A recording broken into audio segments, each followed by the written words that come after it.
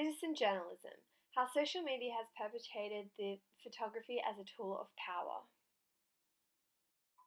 The dramatic shift in photography in recent times has been perpetuated by the digitization of photography and has led to the rise in citizen journalism. This has been led by the accessibility of cameras as they now are inbuilt in smartphones, as well as the ability to share images instantaneously via image sharing platforms. The digitization of photography and the developments made in social media have been used to increase the consumption of photographs. As Susan Sontag states, photography has become almost as widely practiced as an amusement as sex and dancing. Photography is not practiced by most people as an art. It's mainly a social right, a defense against anxiety, and a tool of power. Citizen journalism is difficult to define as it is one with no boundaries. However, it can be said that citizen journalism refers to a range of web-based practices whereby ordinary users engage in journalistic practices.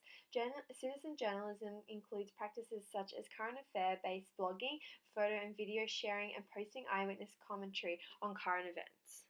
As capturing images has become relatively easy and requires little to no skill, there has been a shift in the way individuals access and consume news. The content contained within mainstream journalism has been affected as a result of the amateur photographer. This in turn has disturbed the power of mainstream journalism as citizens are enabled to look beyond issues that are made seem important by mainstream journalism and assume their own opinions as to what they deem an important aspect of society that they should draw their attention to. According to Jessica Roberts, public journalism and social responsibility theory might suggest that empowerment happens when people have the capacity to make choices and act on them. Citizen journalism and alternative journalists are no longer limited by objectivity.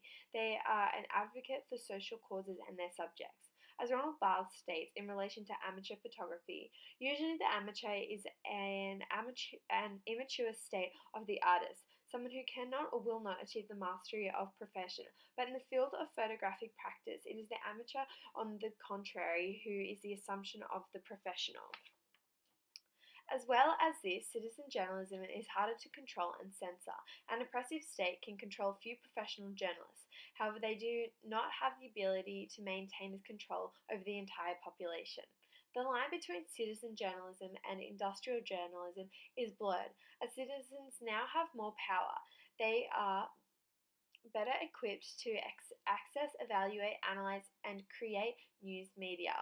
Henry Jenkins refers to this as the phenomenon of cultural convergence. As audiences and producers are no longer separate entities, audiences are now also enabled to create their own content and share it via online platforms. Professional journalists are able to capture an image and relay the facts of the scenario. However, the content shared by citizens of society can be powerful in creating an emotional connection between the content they share and the audience. To conclude, photography is a powerful tool. This can be seen through the kind of content shared via the internet. It is empowering. It gives a voice to those directly affected by events. It enables people to capture something of their concern that provides evidence to society that help or change needs to be enacted.